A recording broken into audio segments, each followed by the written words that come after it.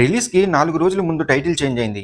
Audience కి tension, censor కి confusion. But main question ఏంటి అంటే సినిమాలో కంటెంట్ స్ట్రాంగ్ గా లేదా టైటిల్ చేంజ్ అయినట్టు స్టోరీ కూడా లాస్ట్ మినిట్ లో చేంజ్ అవుతుందా? హీరో సుహాస్ లేటెస్ట్ మూవీ హే భగవాన్ కాదు హే బలవంత్. ఈ సినిమా ఈ రోజు రిలీజ్ అయింది. దీని రివ్యూ గురించి మాట్లాడుకుందాం. Hi guys, welcome back to our channel. ఈ రోజు మనం హే బలవంత్ ని సీరియస్ గా కాకుండా కొంచెం నార్మల్ గా మాట్లాడుకుందాం.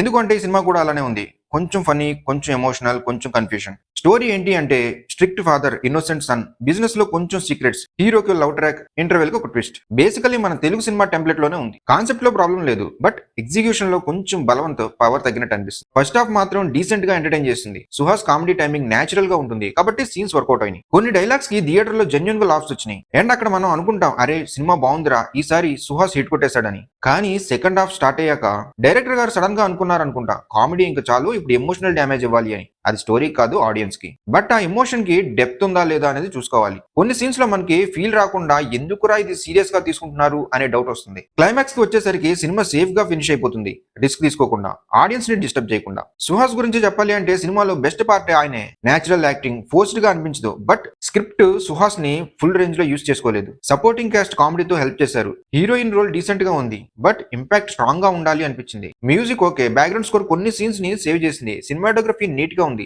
కలర్ఫుల్ ఫ్రేమ్స్, ఫ్యామిలీ ఆడియన్స్ కి సేఫ్ ప్యాకేజ్. సో ఓవరాల్ గా హే బలవంత్ అంటే ఫుల్ పవర్ మాస్ బ్లాస్ట్ కాదు, ఫుల్ డిజాస్టర్ కూడా కాదు. It's like A Sunday afternoon టీవీలో వస్తే రిమోట్ చేంజ్ చేయకుండా చూస్తారు చూడండి, అలాంటి సినిమా. థియేటర్ లో ఎక్స్పెక్టేషన్స్ తక్కువ పెట్టుకుని వెళ్తే బాగుంటుంది. సుహాస్ ఫ్యాన్స్ కి వన్ టైం వాచ్, మిగతా వాళ్ళకి ఓటీటీలో ఛాయ్ తో చూడొచ్చు. మీరు ఈ సినిమా చూసారా? మీ ఒపీనియన్ ఏంటి? కమెంట్స్ లో చెప్పండి.